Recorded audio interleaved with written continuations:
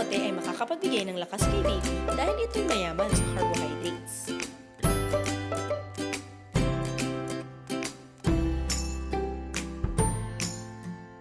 Ang kakangatan naman ay mayaman sa vitamin C, E, B1, B3, B5 at B6, pati na rin sa calcium na makakatulong sa pagpapalakas ng resistensya at paglaki ni baby.